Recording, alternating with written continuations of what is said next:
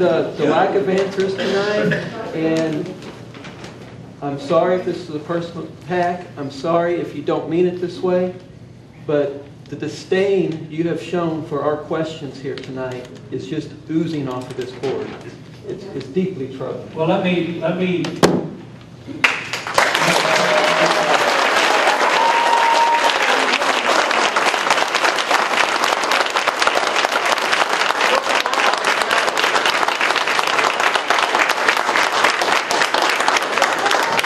I have taken the time, the patience of answering questions that were written to me, myself, and these 8 council people. I listen, I have the floor. I have answered those questions. They were legitimate questions. I've gotten them back to the people and to these 8 councilmen. We have them on hand. They're here in City Hall, but to no prevail, evidently they don't mean anything.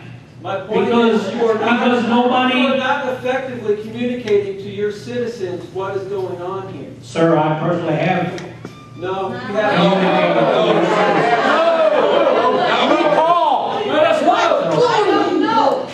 I have, just like I have these, I've mailed it to the newspaper, I've mailed it to the radio stations. You can't sit there and blame myself or this council for the questions that I have not answered in writing to people. They were answered tonight. Are you mailing to all your citizens that are concerned, sir? Well, I give them to individuals or the concerned citizens, but to no prevail, it doesn't do any good. Who's getting them? They were idiots. We'd like to see a document with your name on it. Ma'am, Where is it? you're more than welcome to come by City Hall if you can pick up the information. It's right there at the counter.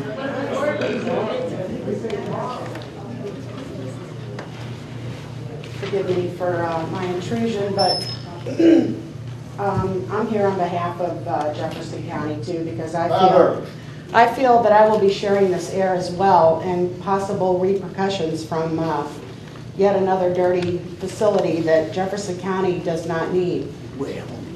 Just to enlighten a little bit of you, my groundwater, my family was drinking TCE from a nuclear facility out near Hematite. Now, as part of an EPA process, and maybe you ought to hear this because I know you have a lot of faith in our government agencies, but the EPA has a process called the Hazardous Ranking Score. It is used to kind of evaluate a site and its contamination. It's supposed to be public information, but we were told it was privatized. So, you know, the government agencies don't always look out for your best interest. We don't. In fact, there's documents from the 70s. They knew the groundwater was contaminated, and they did nothing.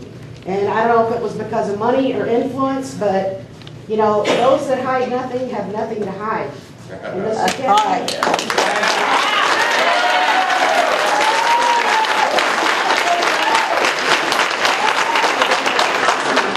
And one more thing I want to add for the council members, I won't mention any names, but the ones that seem arrogant, you know, use that same amount that he's giving you at voting time. And remember that. Exactly.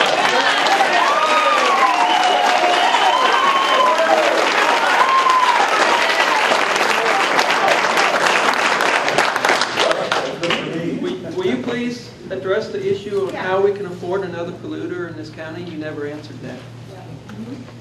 Well, It's not funny. I'm not sitting there saying it's funny, ma'am. I know St. Jolette is to our north, and I know the plants, the cement plants, is down here to the south and to the north. Okay, let's talk about here. So let's make it worse. And I will tell you something. For 100 years, Pittsburgh played glass.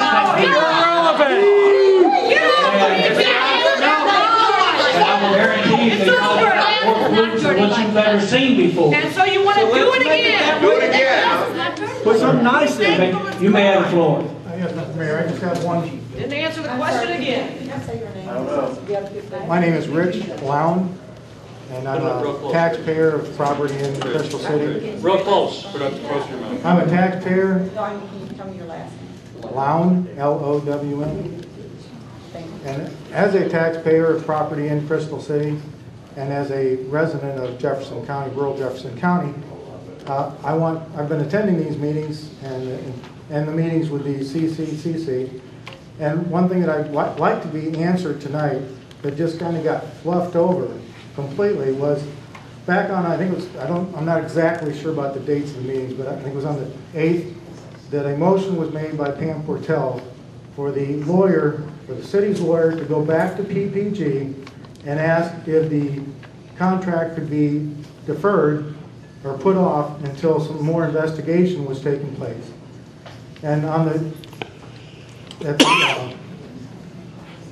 guess it was at the next meeting, that was overturned because the statement was made by the lawyer that he had gone back to the other council, but he didn't go back to PPG. And when she directly asked that question, did they go back to PPG, his answer was he didn't know, he just went to the council.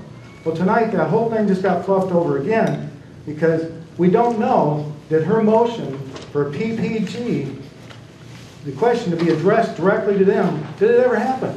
So we don't know, did her motion ever happen? And then it got re-voted on again. I think that whole thing got whitewashed off over again here tonight and needs to be addressed directly in all accounts. I think this council, you know, at the meeting that we had, we'd have to pull up the minutes of it, but I believe Ms. Portel even rephrased what her motion was and what she intended to be, what it was going to be, and we reestablished that motion right here in an open council meeting, and we pressed forward. Let us all vote on it. Count the hands. Hello, my name is Mel Kasanchik. I've written a brief 2-page letter to the members of the council and the mayor. There's extra copies I see there in front of the clerk.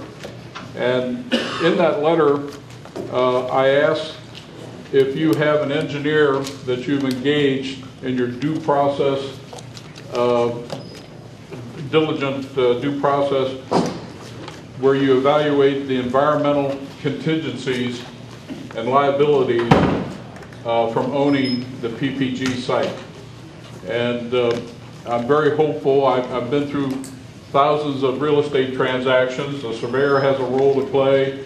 You get your title policy and plot.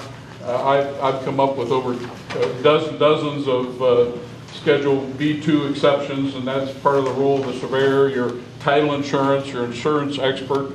But probably the most critical role is for due diligence on the environmental contingencies and liabilities. I mean, is it 500,000, a million, 2 million, 3 million?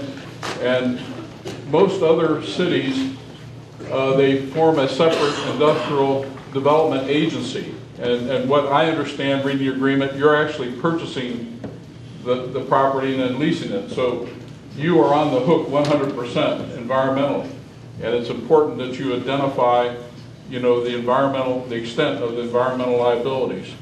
And I hope that if you could just update me briefly where that process is in the due diligence. I mean, have you had a report from an engineer on the environmental liabilities?